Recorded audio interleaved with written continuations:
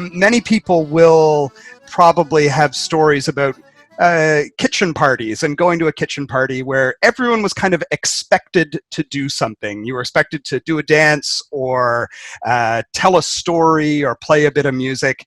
And for people who maybe weren't very musical or not terribly good dancers, recitations were always a good way of ensuring that you had that little party trick that you could pull out and perform. Many of you as well probably grew up at a time here and away where the recitation of poetry was an important part of our educational system. And many of us remember or have memories of, being kind of forced to learn recitations in schools. It is a tradition that I think, like many traditions, has faded a little bit, but there really does seem to be a resurgence of interest. I honestly can't remember the first time we had a recitation circle with the storytelling circle, but it became kind of an annual event. And some of the people who came out and did recitations for the very first time at the Storytelling Festival have gone on to really kind of really make a name for themselves as really great recitationists. And we will get to meet some of those people tonight and tomorrow night and listen to their tales. We have 3 people tonight. As I said, we have 3 people tomorrow night. Tonight we have Carroll, Marion Councel, and Benny Powell. We're going to start off with Marion tonight. And many of you might be familiar with her work telling tales of resettlement from her childhood home on Red Island.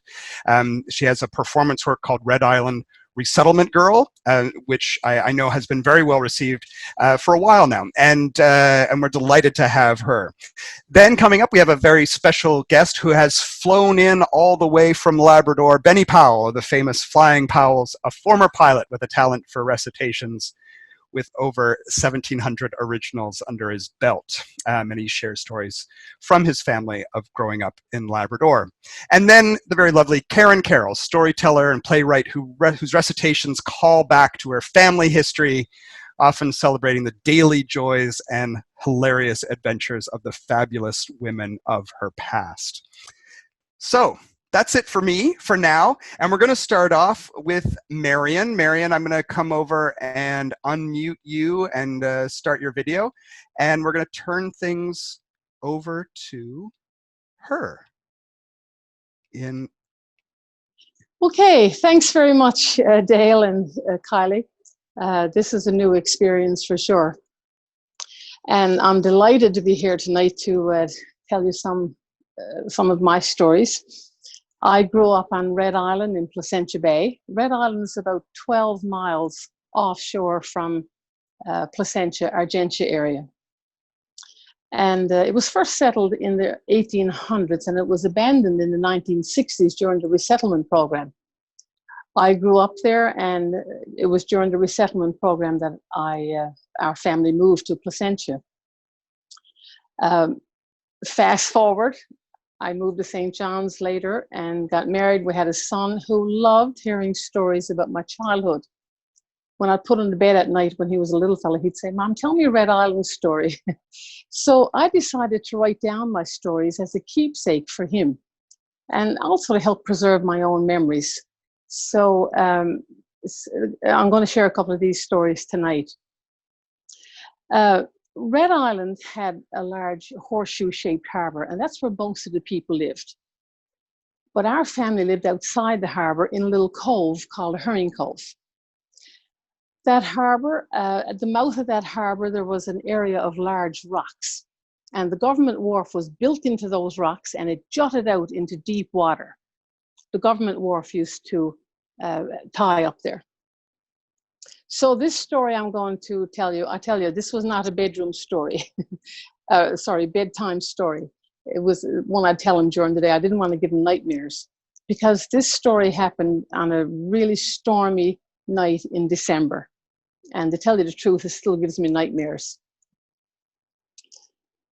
It was coming up for Christmas.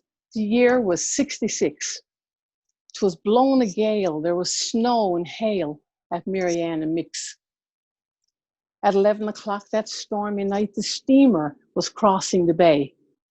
My sister Marie was supposed to be on board, coming home to stay. So my sister Nita and I got dressed to run to the wharf that night. And my friend came too, and excitement grew as the coastal boat came into sight. "Now don't go near the head of the wharf," we heard our father say, but we closed our ears. Sure, we had no fears growing up in Placentia Bay. We ran down on the government wharf. We were nearly blown away. The seas were high and the midnight sky was covered with salty spray. When the Petit Fort arrived that night, she anchored off the shore. It was too rough to dock near the dangerous rocks, so she sent a small mailboat ashore. That tiny boat soon made its way, pitching to and fro. With the sea so high, it passed the wharf by and went further in the cove. So the three of us ran from the wharf again, away from that angry swell. But 'twas so dark and wet, Nita misjudged her step, and over the wharf she fell. She was in the water way over her head. It was deep and rough, no doubt. I called her name, she called mine the same, but the water was filling her mouth. We screamed and yelled in panic, and what to do we didn't know. And it was too dark to see where Nita could be in the raging water below. I had to try and get some help, so I ran towards the road. But that winter's night, there was no help in sight, and now time was taking its toll. Then suddenly I realized the only possible hope was to run back out and scream and shout and stop that returning mailboat. The crew in the boat somehow heard our cries and turned towards the scene. When the Petit Fort saw them change their course, she shone her big searchlight beam. "There she is! There's Nita! Oh my God! I think she's drowned." The brilliant light that awful night revealed her floating face down. The crew then quickly saw her and they hooked her by the coat. And despite the waves and the jagged crags, they hauled her in the boat. They lay Nita on the wharf. It seemed all life was gone. She was soaking wet, and I'll never forget her still and lifeless form. A crowd had gathered by this time. They'd heard our desperate cries. We stood and stared. We were all so scared as we silently stood by. The wharf master quickly ran to her, and he whisked his dentures out. And he blew that night with all his might as he gave her mouth to mouth. Someone had brought a lantern. He continued mouth to mouth. Then, to our surprise, she opened her eyes and we gave this joyous shout. Thank God she made it, was all that you could hear. And the living gale and the snow and the hail seemed to join our joyful cheer. By then, I started running home to first tell Dad and Mom. And my face was white from the awful fright. Of course, they wondered what went on. Before I finished telling them, Mom was dressed and off she roamed. But her heart stood still, for coming up the hill was the crowd bringing Nita home. All night my parents stoked the fire, keeping Nita in their sight. Because she nearly froze. She was oh so cold. She was thawing out all night. People round the harbour came and stayed with us till dawn. Happy Nita was saved from a watery grave, and her life could continue on. So the Petit Fort's crew, and of course my friend, and the wharf master for sure, you all can bet we're thankful yet that Nita's life was restored. Thank you.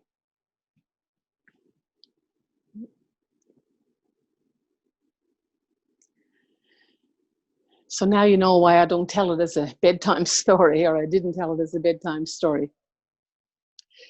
So that was the last year we lived on Red Island. 6 months later, we were in the throes of packing up for resettlement. I remember the sayings at the time were, burn your boats, move to growth centers. Growth centers. On July the 8th, 1967, my father took a longliner across the bay to Placentia. You can see the boat filled with all our household belongings, leaving kerosene lamps and outhouses and going towards electricity and running water and medical care. Now, there was no room in the boat for all of us, so Mom, Nita, and I stayed behind on the island. We were to get the coastal boat across the next day. We were the last family to leave that little herring cove where we lived, and I'll never forget my last day there. It was a beautiful Sunday morning in July.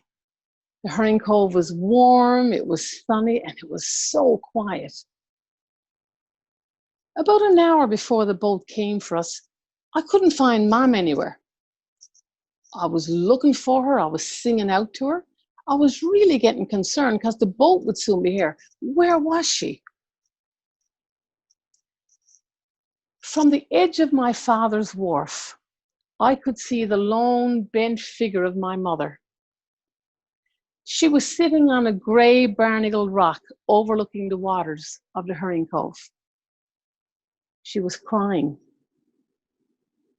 The morning sun glistening on the smooth ripple was in stark contrast to the raging storm within her. After raising her family and living here for more than 55 years, she now had to relinquish her Red Island home to resettlement. Resettlement. To her, it was like being aborted from her haven of contentment and security and torn away from her simple way of life. Her friend, the sea, seemed to protest her leaving, licking at her feet as if begging her to stay. Why must you leave? It seemed to ask. I surrendered food for your table, fertilizer for your garden. I was a playground for your children and sang them to sleep at night.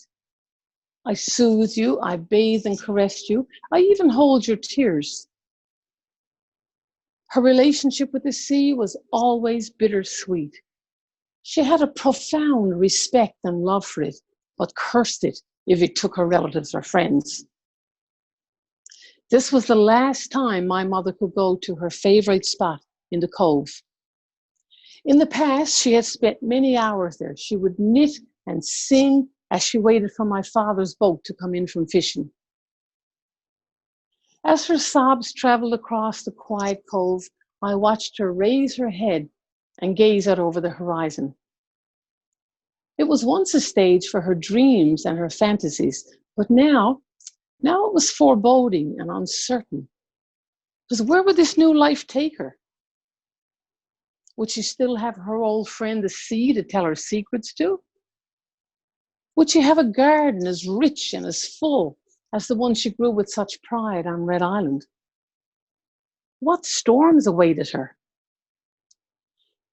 Imparting a few more salty tears to her salty friend, my mother rose. She gathered her kin. She burnt her boat. And Marion Councel left Red Island. Thank you.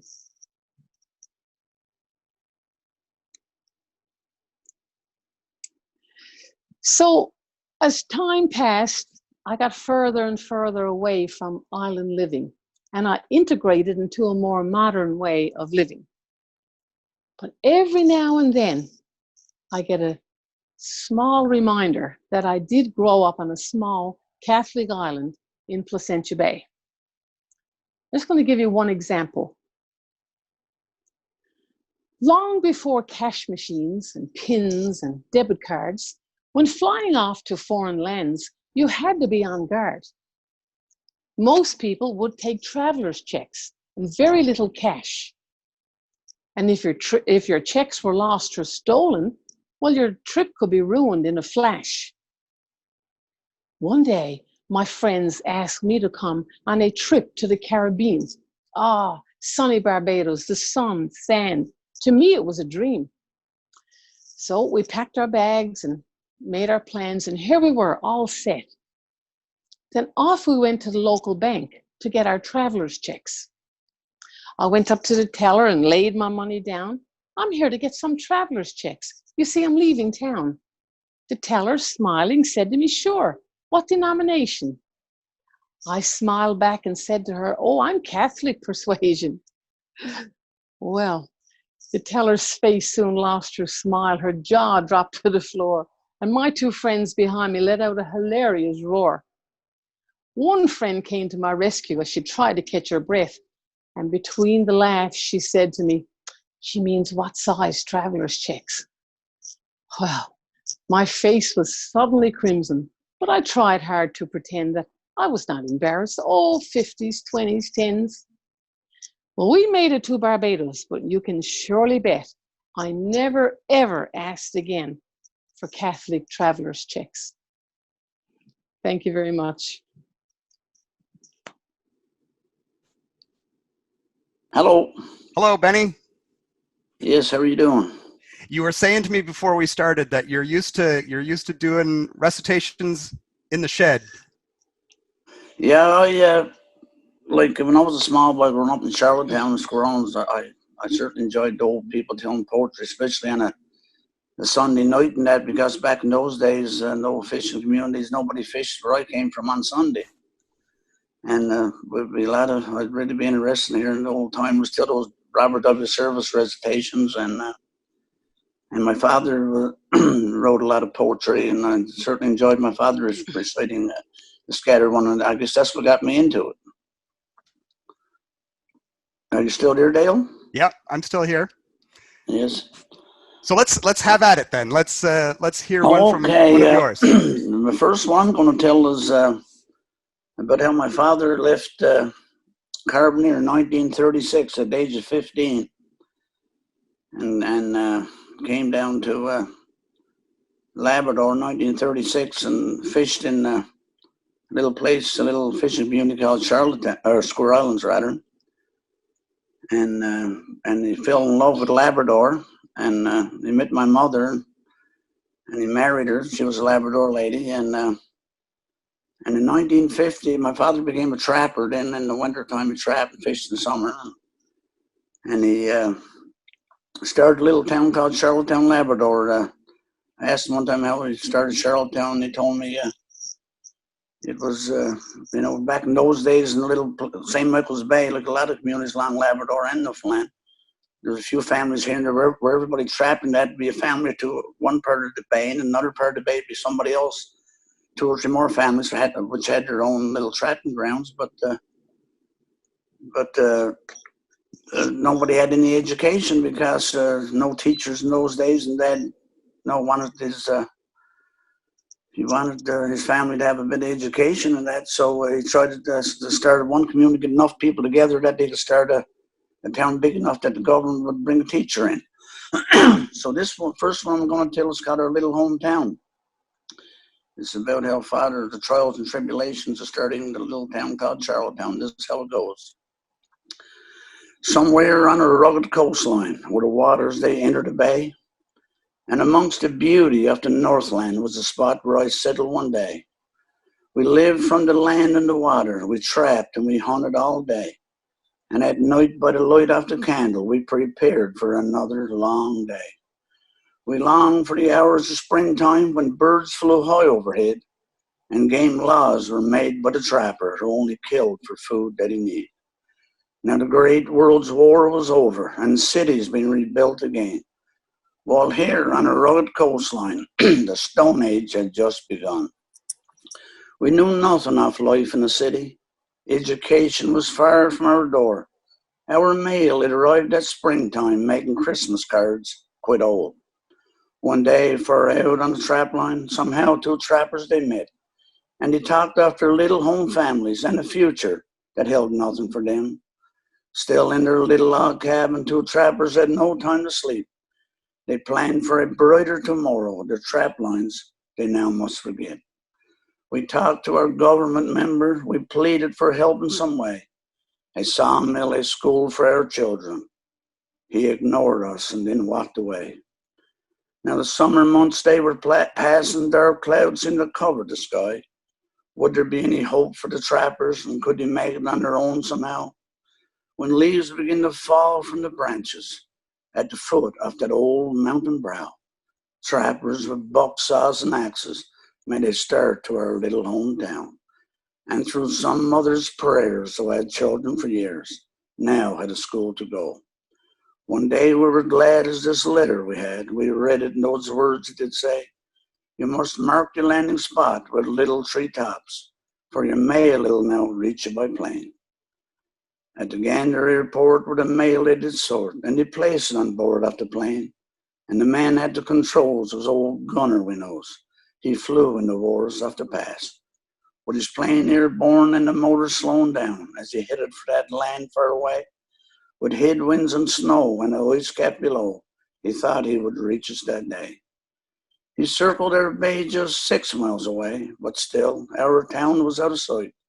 He checked on his chart but found nothing to mark to tell off the spot where we lived. So 12 miles from the head of the bay, our mail he left on the ice. It scattered around like garbage from town, and it shone on a cold winter's night. 2 hunters one day as they came our way, and their dog teams they hurried along, when just up ahead saw a caribou head, and the herd seemed all scattered around. They reached for their guns, but stayed very calm. It was the mail for our little hometown. Springtime come, and nobody hunted anymore. Well, down at the sawmill, nothing seemed still, and the sawdust had covered the floor. When the little lad's mitt got caught in the bit, and his body was thrown around in the ball, his arm was torn off, and it went to the loft, and his body fell to the floor. As we looked at the lad, we felt very sad, for nothing we had to stop pain. While 30 miles away, the nearest nurse stayed. If we could reach there, a life would be saved. So with dog team and sled, the journey began over ice that was weaker than snow, and on some floating pans where we crawled on our hands as we moved our pace along. When far out in the bay, the ice gave away, and our dog teams, they dragged us ashore. 4 very tired men with their dog team and sled, and a patient with only one arm. So the night it was spent without any tent, and our clothes were dried over the fire. Next morning at dawn, we were off again, tried hard to cross the bay, but the bright morning sun and the ice must all gone, so we had to return again. So we followed the shore, which was many miles more than the distance we planned from the start, and we were doing quite well as we crossed the last hill, and the ocean, we brought it in sight. It was no surprise we brought tears to our eyes. The ocean was filled with drift ice. So a little fishing hut our patient we put, and slowly the night passed on, and a man went to the mountain to pray, and from a heart sincere God answered his prayer, and swiftly the ice came apart. In a little fishing boat we hurried afloat, over an ocean of swift moving tide, and stretcher and men brought our trip to an end, for our patient with only one arm.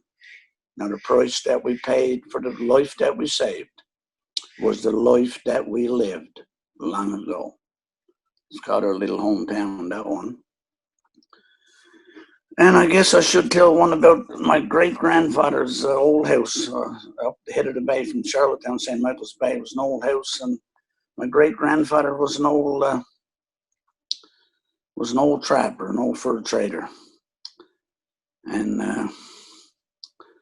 I remember as a small boy going up and seeing all the old guns, and where my mom grew up, the same little house was the size of the house was 24 by 24, 2 stories, and I remember as a small boy, nobody lived there for years, but a lot of the pictures and a lot of stuff was still in the old house.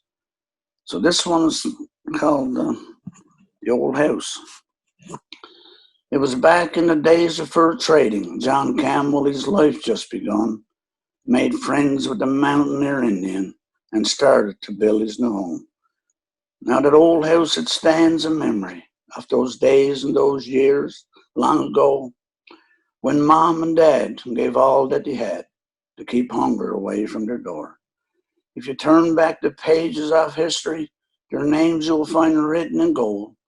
A century has passed, but the old house still stands, though its builder has long gone from our shore. You may reach it by land or by water, and you may see it from high in the air. But the greatest of all is a story once told, how that old house stood there so long. It was never recorded in history how the white man survived in the north, while he shared every need of a family, and with others they shared their good luck. Now the paint on that old house is faded, and the glass in the window is gone, and the floor that never wore carpet tells the story of life long ago. The old iron pot and the kettle and the gun rack now lay on the floor, and the stove with the old barrel oven won't heat that old home no more. Every table, the chair, and the dresser, nowhere could the trademark be found. Hard work by that old fur trader from the forest, the trees he cut down. And if you followed the trails of John Campbell, the days that his life was in bloom, and you followed the trails in the country, they would lead to that old trapper's home. And if you followed that lonely footpath, when the sun had sink slow in the west, it would shine on a marble tombstone, marking the spot where he left John Campbell to rest. Let me think another one there for you. This one here I'm going to tell is the best called. My father was a trapper, so this one is going to be called. It's called 40 Years I've Been a Trapper. 40 years I've been a trapper and lived up in the north. My gun, my axe, and my snowshoes are all that a trapper has. No money I have in my pockets, no shops you'll find on the trail. For a trapper must live by his courage. It's a game that all trappers must play.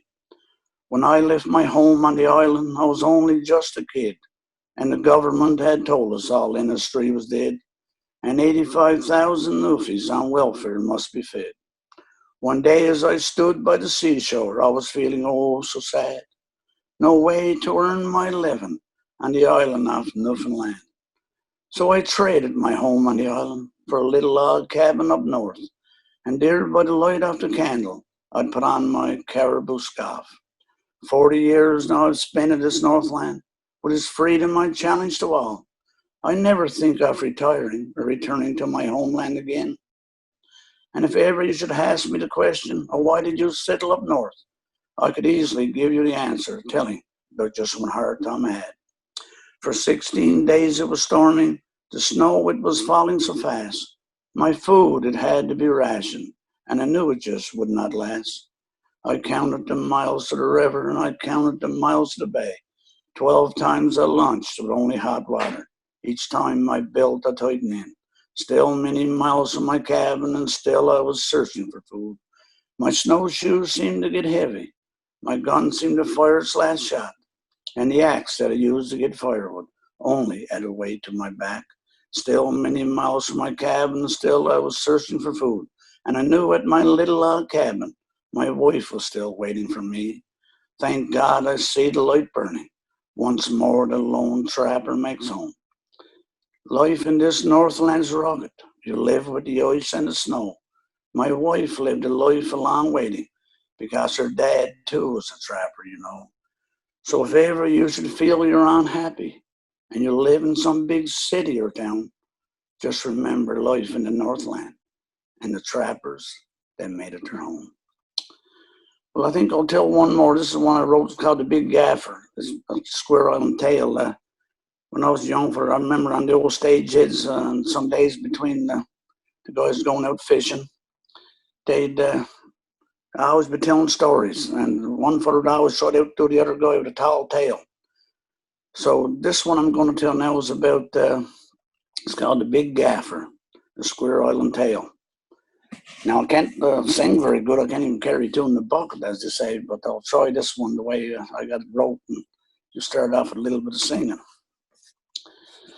Tall were the tales those old fishermen told on them old stage hits a long time ago, but never did fishermen up Square Island way tell tales so tall as John Campbell that day. It was on the old stage head on a bright summer's day where a crowd had all gathered and were chatting away. Uncle Stan Campbell and a few others too were telling tall tales that they said were all true. Everyone was laughing and enjoying the fun when Uncle John spoke up and says, I got a good one. He said it was back in about 44. I was heading on out to my old cod trap once more. The fish was scarce, not much on the go, and a good many times it was a water haul, you know. Me Charlie was young way back in that day, not much more than a boy, I suppose I should say. Well, we were heading out to harbour in my old trapping skiff, a 26-footer and built by the best. Uncle Cyril Clark from just up the shore. Well, he was married to my sister who lives next door. As he spit out his chew and flicked back his hair, things had got quiet on that old stage head pair. He said we were heading for Gull Island on that bright summer's day when we stopped to stand still for a jig along the way. Me Charlie was asleep on the old forward top when all of a sudden we struck a big swell. Charlie went up about 40 feet high, and when he came down, by God, now I swear, he said he saw Dover from way up there. Off old Sugarloaf Head, the seas became calm, so I stopped my old boat just off the shore and threw my old jigger in the water once more. I said, Charlie, give it a throw. The jigger, my son, let the damn thing go. And don't stop from jigging till you got it right full, 'cause there's lots of big codfish way down there below.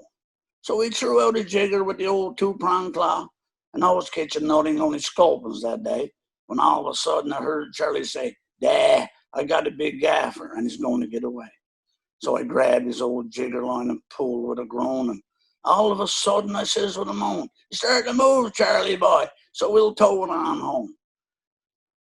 The line it had slackened, so we pulled it in more and kept right on pulling as we drifted along shore. And Charlie let us scream, Dad, we got a big whale, the biggest I've seen. I said, Charlie, my son, now what can I say? You don't know nothing at all nowadays. That's a big gaffer, a codfish now. The biggest I've seen since I've been on the go. So we towed that big gaffer along the Square Island shore through the Great Eastern Tickle we entered once more. And in the Square Island harbour we proudly did go with that mighty big gaffer still now in tow. The crowd now was running along by the shore, screaming and pointing towards us once more. Oh, what a commotion, I really must say, as we entered Square Islands on that bright summer's day. We hauled it ashore, up in the cove. It took 24 men and a few women too to haul it ashore, and that is all true. We gutted her open, what can I say, filled 25 barrels of liver that day. Old skipper Harry Morris and a few other men cut out the tongue of that gaffer back then. They cut it in pieces about 6 inches long and salted it then before the salt was all gone. We fed everybody up Square Island way and caught dung breeches from the gaffer that day.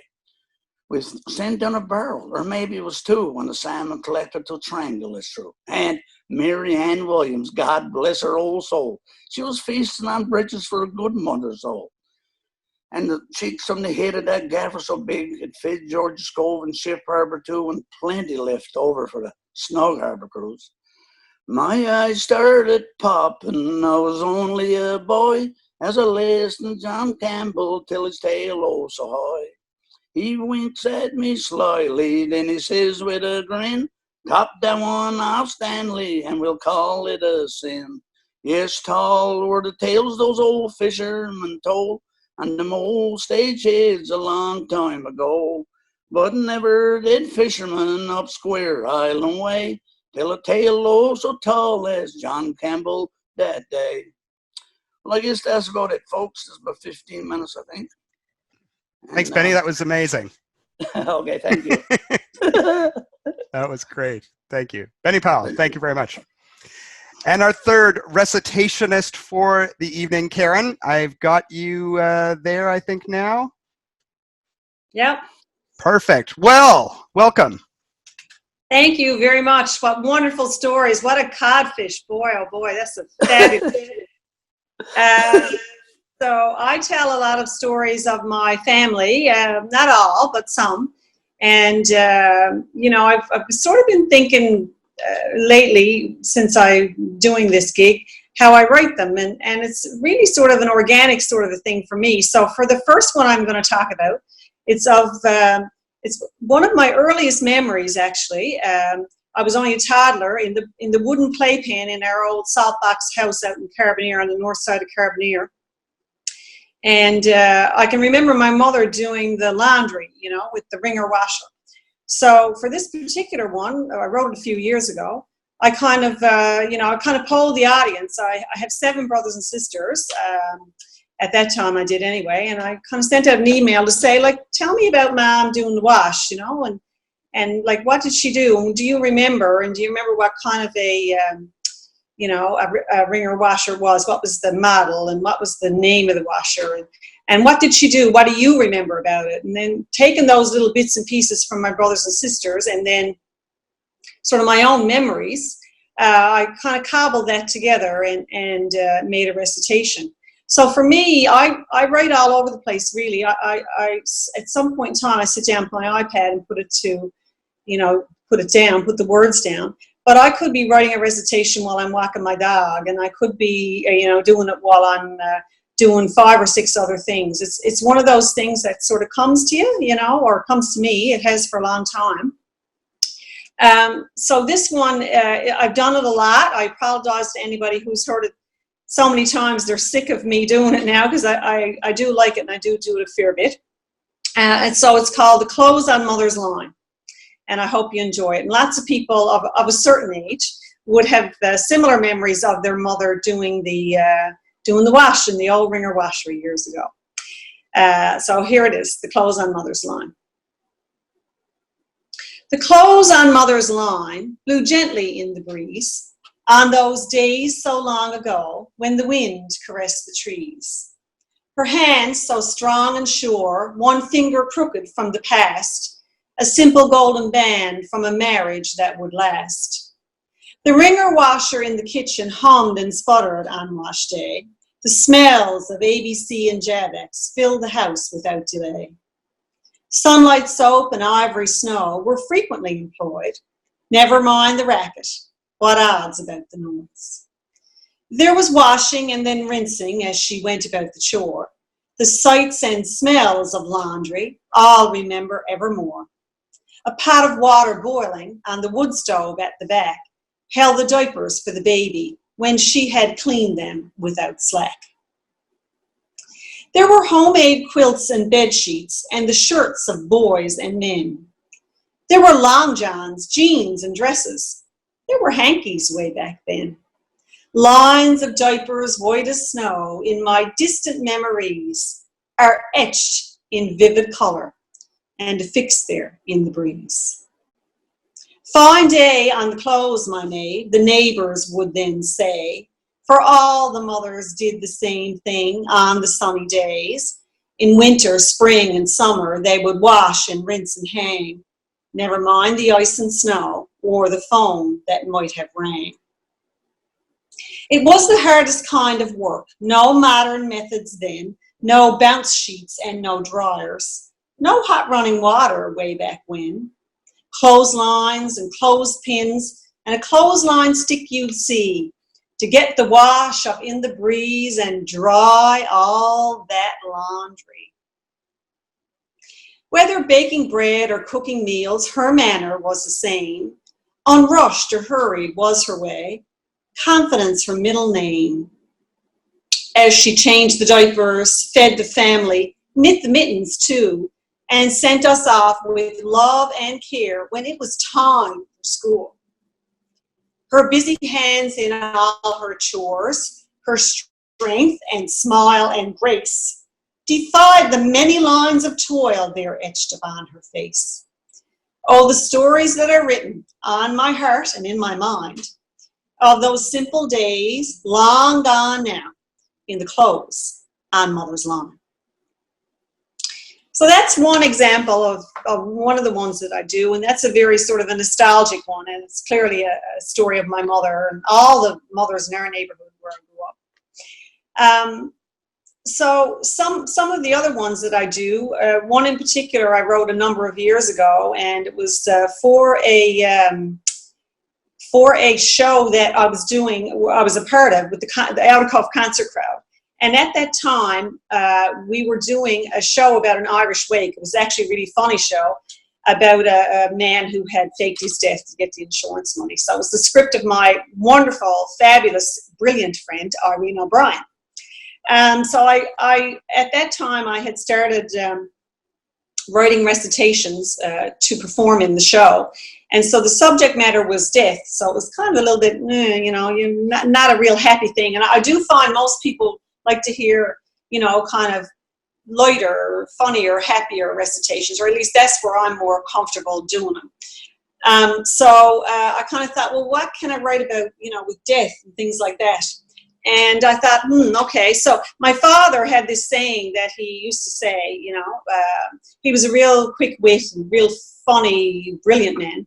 And he would always say, there's people dying this year that never died before. And that's a bit of a strange thing to say, but he always kind of not made light of it, but that was his thing to say. So then I sort of, started with that point and started thinking about, well, you know, what can we kind of think about, or about customs around death and dying, you know. And years ago when I grew up, you know, a Catholic home, a Catholic family, you know, you'd have the 3-day wake and someone had to stay with the corpse around the clock, and they were waked in the front room of the house, and, you know, you had your rosary that went on, you know, forever and ever and ever, and all that. And today is so different. So I've had the experience myself of planning numerous funerals now. And it's such a different experience today. You know, there's the funeral home, and, you know, there's the picking out of all the stuff that goes with the, you know, with the funeral, between the casket and or the urn and the, you know, all these different things. And, you know, when you go to a funeral home, you know, there's a little bit of upselling on the go, right? Because you can have your basic pine box, or, you know, for another however many dollars, you can have this and the that, and all the bells and whistles as much as you want. You can be as extravagant with it as you want, really. So I kind of played with that a little bit, and I wrote this recitation for that show, and it's called The Installment Plan. So I hope you like it. A little bit of levity and fun, right? There's people dying this year that never died before. It's often unexpected and leaves folks with bills galore. So I myself decided I would make my funeral plan. And that was when I made the date and went to see the man. My dear, they have the packages that you can pick and choose. And with the easy payment plan, there's no way to refuse. I picked out the finest casket lined in satin, fleece, and lace, and I made all the arrangements for my final resting place. There'll be flowers, there'll be mass cards, there'll be food up on the shelf. And with the best of makeup, I will look just like myself. I've chosen all the songs and hymns. What a grand time it will be. Then I thought, if I get famous, they might have it on the CBC. So I thought I'd take no chances. Just in case I needed more, I rang up that funeral planner and added option number 4. So now when I pass over from this world to the next, there'll be no cogitating and no one will be perplexed. For I've written down my wishes and I've taken it in hand. I'll have the super deluxe funeral on the installment plan. There'll be flowers, there'll be mourners, there'll be food for everyone. And for my final send-off, I have ordered up mile 1. When they take me to the graveyard to lay me in the land, the hearse will be accompanied by a fancy marching band. I'll have the marble headstone with the perpetual red light, so everyone can see my grave in the day and in the night. I even paid the extra, and when it is my time to pass, St. Pete will open up the gate and say, "Come in, no questions asked." So I'd strongly recommend now for you to take that right in hand, get down to the funeral parlor, and get on the installment plan. Anyway, that's just a couple of little recitations I rehearsed for tonight. Hope you enjoyed them. I have many, many more. So I'll pass it back to Dale now, and we can have a little chat, I suppose, or something like that. Lovely. Thank you. Thank you. So yes, we are going to have a little chat. So I think now what we can do is, if we have us on speaker view there, we'll take a few turns. But I have some questions for all of you. I'm going to turn Marion's mic back on, and I'm going to turn Benny's mic back on right now as well. And maybe just to start off, I'm curious, the three of you, just when did you become aware of recitations? Do you have a memory of someone in your family or someone in the community who was good at doing recitations? Can you hear me? Yep. Yeah, really, my father, I remember it was 1977, my father came in and it was a 45-verse recitation he wrote, and about how he started Charlottetown, and he recited it to the dinner table, at the dinner table. And now he said, if anybody can recite that to me, he said, but off by heart, he said, I'll give them a trophy. So one day after school, a few days after that, the weather was bad, we didn't have to go to school. So I said, Dad, you got the paper there with the recitation? I said, I'd like to have it if you do. Yes, I got it. And he held it out of his drawer and he passed it to me, and I went out to the other room in the store, in Father's shop. And an hour later, come back and recited 2 1/2 by heart. And did you get the trophy? Never ever got the trophy. I never did ask him for a trophy, and I maybe forgot about it. Yeah, but that was. But I remember my mother just to do a lot of reciting too. She was good at reciting, and I loved it. I could listen to Mom all night. When I was a little boy, she'd be telling me bedtime stories and reciting stuff to me, and I'll always remember the first poem. The first poem Dad ever wrote, she told me, was back in 1938. She was, Dad figured they were only young kids and he was trapped. And when he came out, she figured, Dad figured she was fooling around with somebody else or somebody. So he wrote this little poem and gave it to Mom's sister. And it's only a short poem. It was, in the woods I walk about with no one there to share. I think about my friends at home who didn't write this year. And I think about the girl I love. Now she has left me too. So now I'm just a bird alone searching for my food. She said that was Dad's first poem she ever heard him say. My father wasn't really one to perform or do recitations, but I remember being a kid, and anytime we were having Sunday dinner, if there were peas, he had he would say, "I eat my peas with honey. I've done it all my life. And though it may sound funny, it keeps them on the knife." Marion, do you have a memory of someone doing recitations?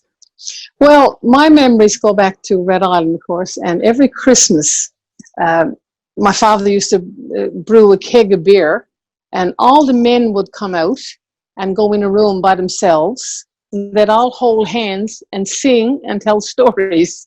That was a tradition, and my mother would go in sometimes and she would do a song. They all had their signature songs or signature stories, and it was just a very traditional part of Christmas. Just we'd listen outside, but we weren't allowed in there while they were all doing their singing and telling stories. So that's my memory of it. So it goes back a long way. The first fella I ever heard tell the recitation actually was a fella now over a real great storyteller by the name of Harry Morris. And all the ones he used to tell was Robert W. Service recitation, and smoke them on the coil too. And I could sit down and listen to him for hours reciting his poetry. And that's what really got me interested in poetry. Really, it was old Harry Morris first, but the first time I started reciting on my own was the one that the father wrote. Yeah. Karen, what about you? So, I mean, when we were young, our mom had a lot of little poems that she would say, and I mean, I was number 5 of 8. So by the time it got to me, I'm sure we probably all heard the same. There once was a mother cat who swallowed a ball of yarn. When she had kittens, they all had sweaters on. Just little stuff like that, and like she passed them down to us. So I guess maybe at a young age, I really enjoyed the sound of rhymes. So maybe it started there. I don't remember anybody in my immediate family, my immediate circle reciting, but by the time I got to, I think it was grade 4, we were taught, in our school, we had presentation nuns, and we had an excellent music teacher, and we had great teachers who were really interested in having us in the Kiwanis Music Festival in Carbonear, and they were a fabulous influence on the whole community. So many storytellers and musicians came out of that era, And I can remember in grade 4, we did the owl and the pussycat, and James Rogers was the owl and I was the pussycat. And so something that launched, I don't know what in me, but I just got interested from there, maybe. And it just has gone on probably since that time, you know, for my whole life. So, yeah. It was a firm part of like kind of school concerts, like, you know, that tradition of kind of doing a monologue or doing a recitation. You know, that was a real part of kind of that tradition. You know, having to stand up and do your little bit. Yeah, absolutely. Yeah. All of you, you know, you have stories about places, recitations about places, and I know maybe, Marion, you're the easy one to start with because your stories are so very much rooted in place. Like, how does the place that you are from impact the stories that you create and tell? That's a good question. I guess, well, in my case, like, all of my stories are true stories. They're events that happened to me. They're experiences I had.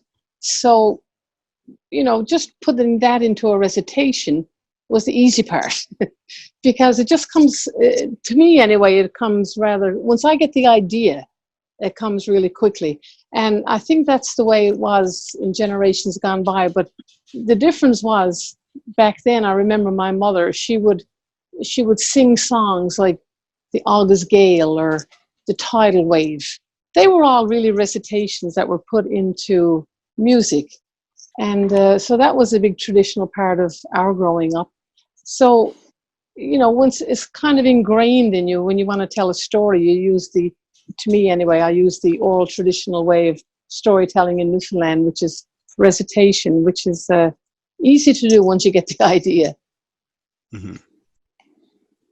So, like I said, I wanted it as a keepsake for my son. So rather than just tell my son, oh, my sister fell over the wharf and nearly drowned, you know, I could say that, or I could do a recitation to build up the suspense as it went. So that's what I found worked better. Benny, how about you? How important is Labrador for your recitations? Oh, Labrador is very important. Growing up in Labrador was so special. Like Square Islands, I grew up in Square Islands as a little boy, and there's so many fond memories. We'd shift, and back in those days, we'd shift out to Square Islands from Charlottetown. As soon as the bay ice would go, as soon as we call the bar would break, out we'd go for Square Islands. We couldn't wait for the day to come when we could go to Square Islands and hear the little birds chirping when we shut the motorboat off. Everybody, of course, had to go back and forth motorboat in those days, and that was like the best vacation in the world, just to spend our summers Square Islands. A lot of my recitations I wrote, I must have 40 or 50 poems wrote on Square Islands because there's so many fond memories. It's so easy to write about something that you care and enjoy, right? Mm-hmm. Mm-hmm. And the other lady there, I can't remember her name now, from the St. Bay area, I can understand what she was saying about that place she grew up, because Square Islands meant the same thing to me. And to go back there now and look at it now, a lot of the old houses, like the old wharfs are gone and those stage sheds are gone, and so sad. Instead of, you feel really happy about it and be happy about it, but at the same time, you feel a sense of sadness when you had so many fond memories and all of a sudden don't look the same as it did back 40 years ago, right? But yeah, I enjoyed writing about all the different places in Labrador, and I wrote a poem, I think, about almost every community in Labrador. Just I don't know why. I suppose just for respect for each place. But I flew for 30 years, and whether it was the north coast or the south coast, I have fond memories of all the different parts of Labrador, and every part of Labrador has a different culture. Northern Labrador's culture is a little bit different than Southern Labrador. Southern Labrador is more influenced from Newfoundland with us. Well, I guess Northern Labrador too. You all have a connection. Every place has a connection with the Newfoundland. Either somebody's mother, grandmother, grandfather, or somebody was married to a Newfoundlander in Labrador. When you think about it, you know. But Karen, you use the word nostalgia. I think is that something that motivates you? Sometimes, yeah, especially for the stories that are about the women in my family, and for some reason I just heard a lot of those stories, and maybe I just listened. I don't know really. For sure it can be, but it can also be sort of a sharing of information, because now that we're getting older and we have children and grandchildren. And they're all over the country, and for some families all over the world. It's a way of passing on, those stories. So it's nostalgic, but also I think it serves another purpose. And one thing that's, as a family, that's happened to us since all this COVID thing has happened, and we've been, sort of cast into a whole different time frame, is we've been sharing family stories, which has been wonderful, because we're kind of all just going on with our lives. Not that we didn't have contact, but we kind of made the time to do some Zoom meetings and talk about old family pictures and stuff like that. So I think nostalgia, yes, but also a need or a want to pass on stories of our family that may not otherwise get passed on, and a recitation is a way of doing that. So I think that's important, right? Mm-hmm. We have a question from the chat for Marion specifically. Marion, talking about traditions and passing things along, you have a tradition behind you. This the hooked mats. Can you describe the hooked mats and what they are and how they fit into your storytelling? Yes, well, hooking mats, that was a tradition in our house. Mom hooked mats every day of her life. She had a mat on the go. So our whole family learned how to hook mats.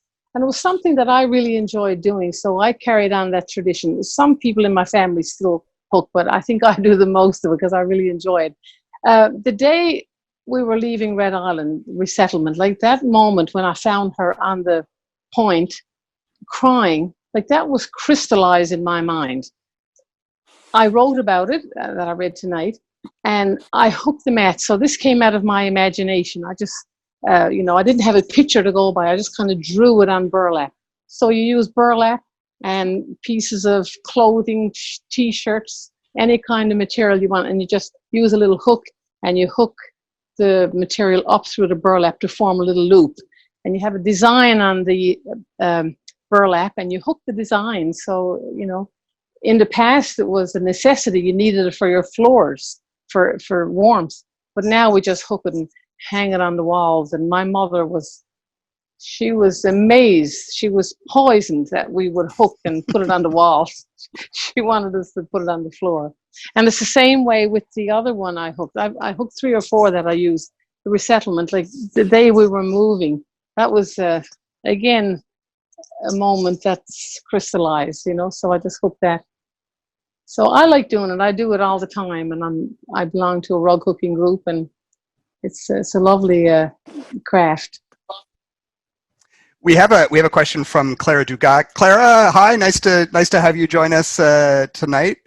And she says, turning a memory into a story is one thing, but turning it into a recitation is a whole other skill. Is this unique to Newfoundland? Was this taught in schools? It's a magical thing for me, and I've been telling stories for a long time.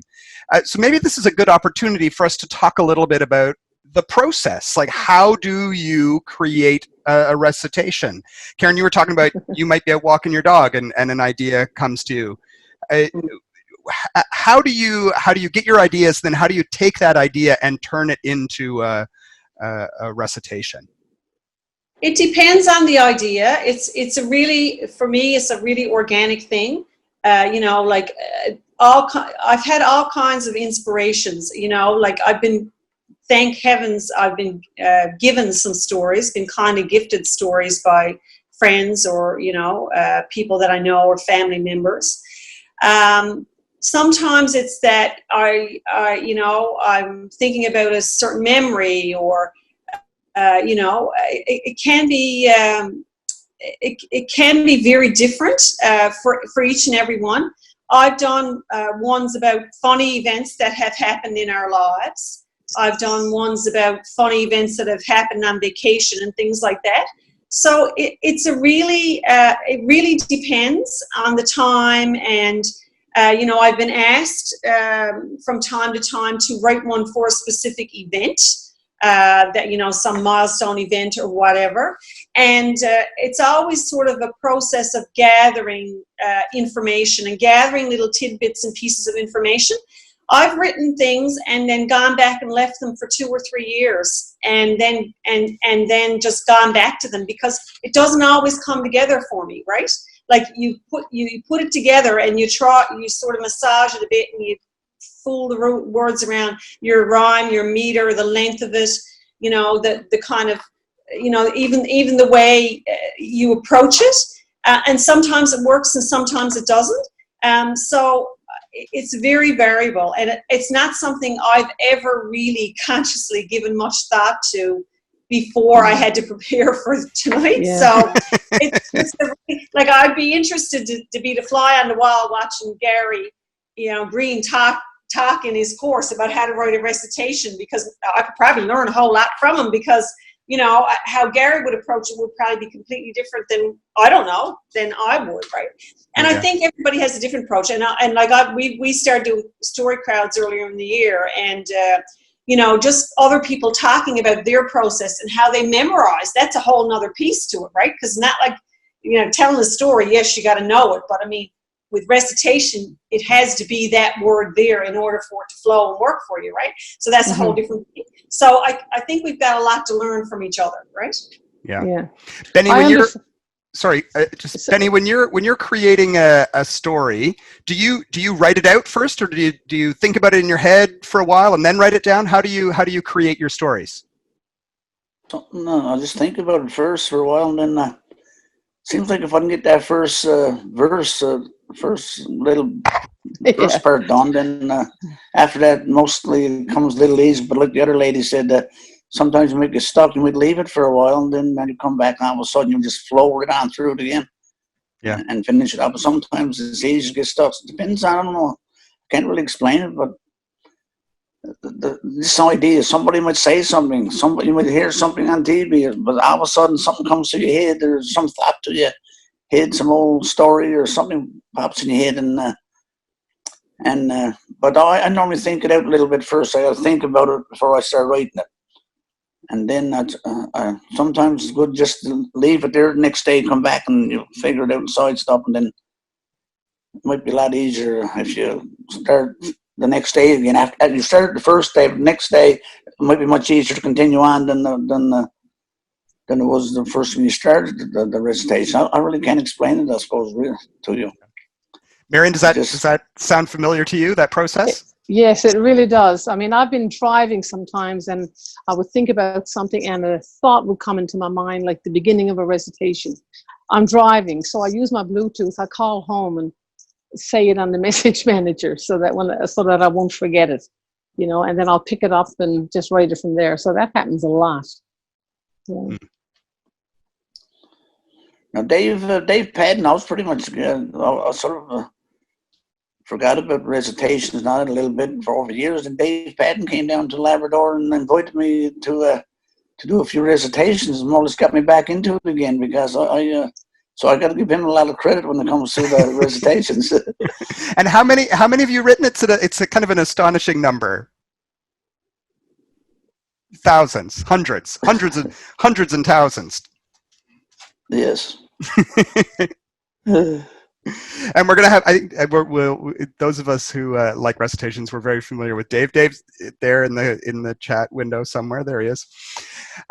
So I think maybe we're going to have to bring this night to a close. And I hope that you can join us tomorrow night. We're going to have 3 different people coming, and we'll do the same kind of format. We'll have some recitations, and then we'll have a little talk about their process and what they think about the tradition of recitations. I will end with a recitation in thanks. This was years ago. I was at an event in Heart's Content and the mayor got up to give a speech. And when mayors get up to give speeches, you're always a little worried because you have no idea how long those speeches are going to go. And this was the late Don Blunden, who was the mayor of Heart's Content. And he got up and he said, "I'm going to do a recitation." He said, "It's the only recitation I know. And it goes like this. There was a bee upon the wall. It went buzz, and that is all." And that's it. So thank you all very, very much. Hopefully we will see some of you tomorrow night, same time. You can register through the website at our Facebook page again. Thank you again to our tellers. Thank you to Kaylee. Thank you to the Storytelling Festival. And we'll be back tomorrow night. Thanks all. Thank you, Dale.